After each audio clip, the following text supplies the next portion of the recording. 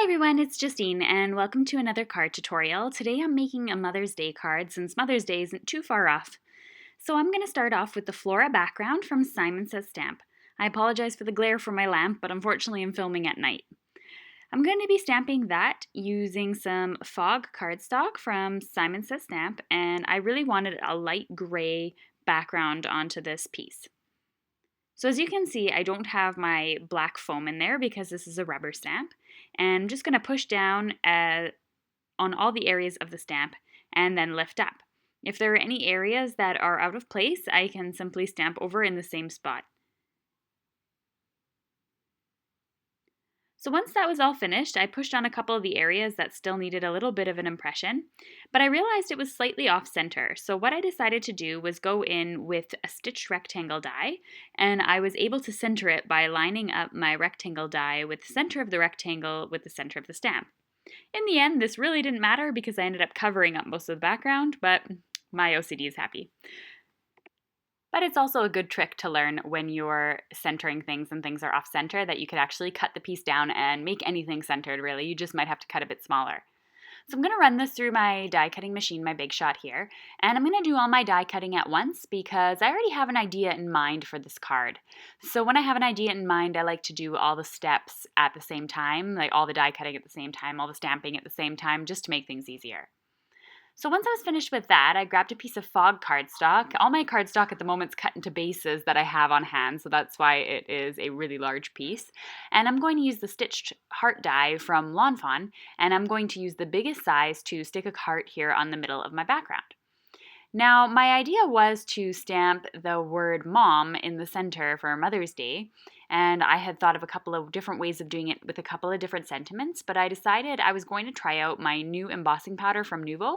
I haven't had a chance to try out their embossing powder yet, and I was excited to give it a try, especially because it has a lot of really pale colors, and I love pastel colors, so I thought that I was really excited to use the pink. So I went ahead and placed everything onto my MISTI.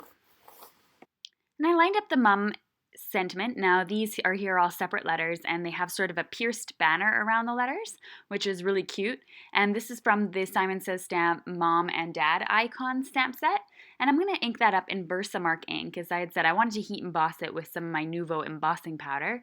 So I just made sure that I had a lot on there and then I stamped it down onto my heart. I could have used a magnet on the heart, but I misplaced my magnet, and I'm super excited to say that I did find it and probably don't know where it is again, but it just happens all the time. I'm really going to need to invest in like 10 or 20 of those.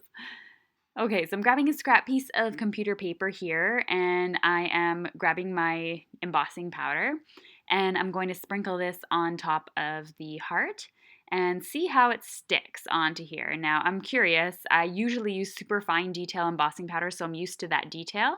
And it looks like the Nuvo was pretty good with adding the detail. I don't see the same results as I do with my Ranger White embossing powder, but I wasn't expecting it to be that super fine detail because it's not super fine detail. So it worked out really well though, regardless.